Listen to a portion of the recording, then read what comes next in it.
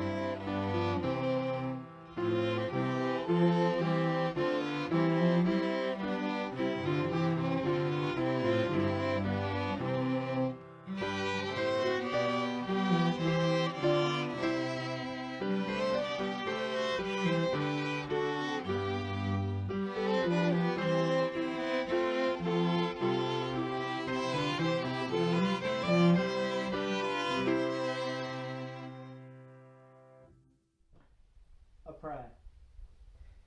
Living, loving God, reassure your church of your ongoing guidance during these days of pandemic. Strengthen our faith to bridge the gaps created by our need to separate. Make us one in the living Christ. Your love wins. God of Easter, hear our prayer.